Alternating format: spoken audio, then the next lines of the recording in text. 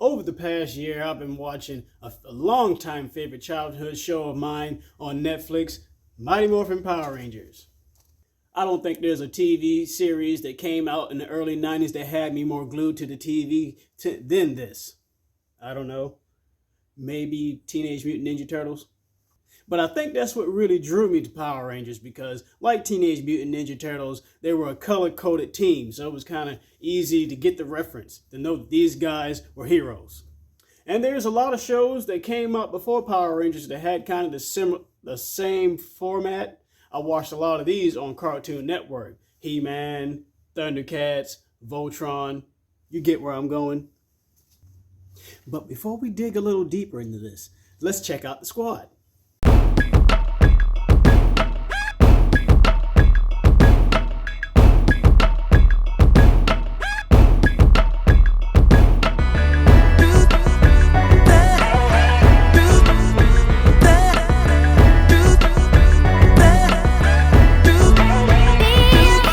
First, there's Jason, the leader of the team.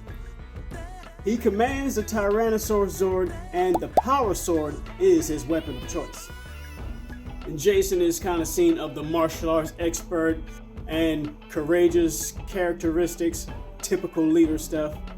Second in command, we have Zach, the Black Ranger.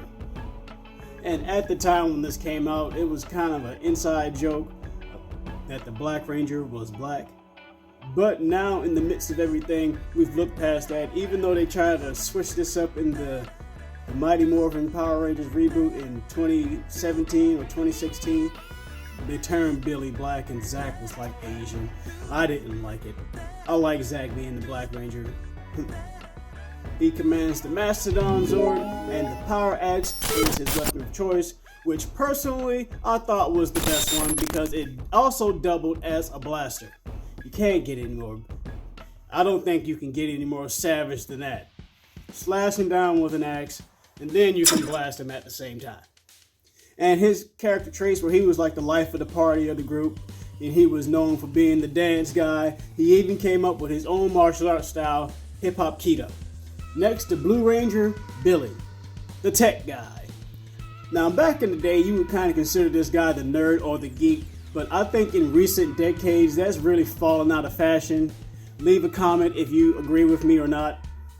The Triceratops was his Zord of choice, or the Zord that he was given, and the Power Lance was his weapon. And this is another weapon that I believe that could have been used as a dual weapon. It was a lance, but whenever they formed their ultimate weapon, the combined weapon, he'd split it and throw it on. I believe this weapon has some capabilities. Obviously, they're not showing us on the show, or if somebody else can let me know if that happened ever. Well, I will be doing another video explaining more of these episodes and the goofiness and the silliness that is Power Rangers. Kimberly, the Pink Ranger. She was like the gymnast of the team, or a gymnast. And I really believe this helped her a lot in being a ranger because she could convert her acrobatic skills to the playing field when it came to being a Power Ranger. I believe those gymnastic skills really helped her in her acrobatic moves. They would be fighting in the playground in addition to Zach's dancing.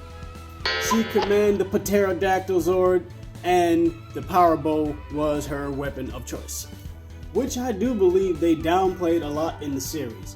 Once again, Boom Studios comics of the Power Rangers, the Mighty Morphin Power Rangers, and Go-Go Power Rangers. Great reads, man. You guys need to go cop them if you are Power Rangers fans. I know I've said it enough already.